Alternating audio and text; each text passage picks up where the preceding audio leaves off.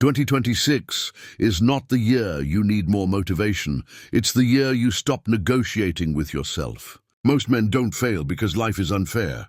They fail because every day they sit at the negotiating table, and they always let the weaker version of themselves win.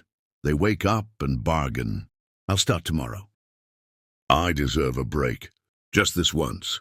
That voice has robbed more men than bad luck ever could. And the dangerous part? It sounds reasonable. Scripture says, let your yes be yes and your no, no. Matthew 5:37, a man who cannot keep his word to himself cannot carry authority anywhere else. Every man is in a daily war, not with the world, but with the part of himself that avoids discomfort. You don't lose this war loudly. You lose it quietly. One exception at a time.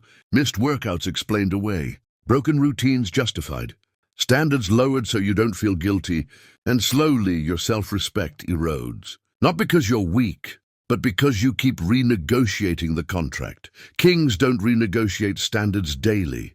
They enforce them. Most men think discipline means going hard when they feel inspired. Wrong. Discipline is when the discussion is already over. You don't ask yourself if you train. You don't debate if you show up. You don't reconsider what you already decided. Scripture is clear. He who is faithful in little is faithful in much. Luke 16. Faithfulness doesn't come from emotion. It comes from final decisions. 2026 is not the year to try harder.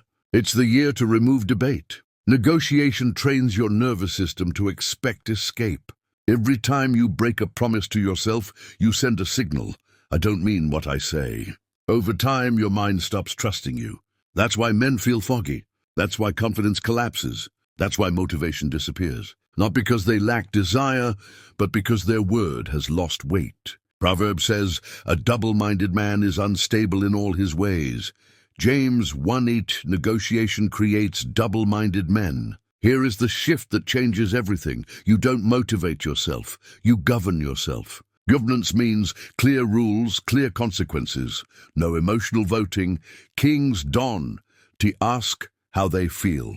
They ask what the standard requires. When the alarm goes off, you move. When it's time to train, you train. Every man has an inner lawyer whose job is to defend comfort.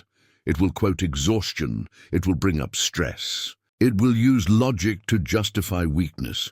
Your job in 2026 is to fire that lawyer. Scripture says, do not conform to the pattern of this world, but be transformed by the renewing of your mind. Romans 12:2, transformation happens when you stop letting excuses testify. In 2026, fewer goals, fewer promises, fewer words, but absolute enforcement. You don't need to overhaul your life. Decide once. Enforce daily. Review weekly. Correct immediately. That's how authority is built.